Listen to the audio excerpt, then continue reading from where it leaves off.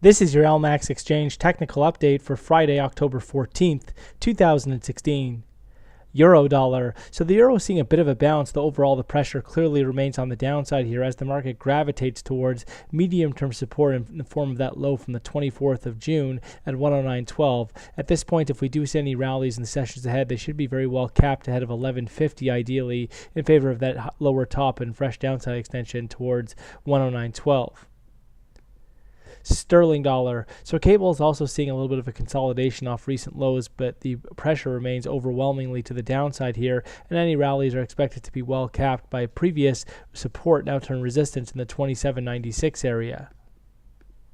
Dollar yen. So dollar yen saw a nice break higher the other day, taking out some key resistance which was in place at 104.32, a previous lower top, and that potentially threatened and compromised the overall downtrend. But we had said we were looking for a daily close above that 104.32 level to confirm, and we haven't seen that, with the market stalling out at 104.63 and turning back lower. If we take out recent support, which comes in around 102.80, that will strengthen this outlook, suggesting that the top side break was just a false break in favor of a continued pressure to the downside. If we do see a break and close back above 104.32 in the sessions ahead, it will be a bullish signal.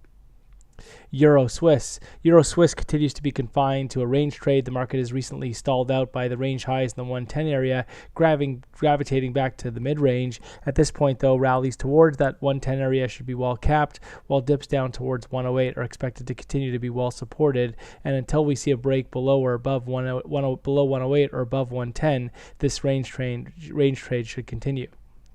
Aussie dollar. So Aussie is seeing a bit of a bounce in recent trade, but the pressure does remain to the downside here, and the market is focused on an eventual test of key support, which comes in at 74.21. Any rallies ahead of 77 should be very well capped. Dollar CAD. So dollar CAD has been gradually pushing higher. There have been setbacks, but the market continues to be very well supported on dips, making a series of higher lows. And this time around, any setback should be very well supported, ideally ahead of 130, in favor of the next major upside extension beyond the recent highs at 133.14 and towards the 135 to 140 area further up.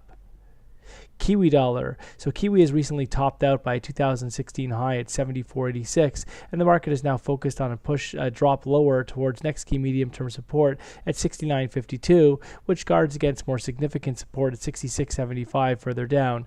Any rallies from here should be very well capped, ideally ahead of 73. SPX 500. So the S&P 500 has been gradually dropping lower over the past few sessions, ending a period of consolidation, but the market is going to need to take out 2108, that low that we saw going back to September 12th, to strengthen the bearish outlook and accelerate declines towards medium-term support at 1990. Until then, there is risk for another bounce, but again, it does look like the market is starting to top out here, and only back above 2180 would compromise that newly adopted bearish outlook for the S&P 500.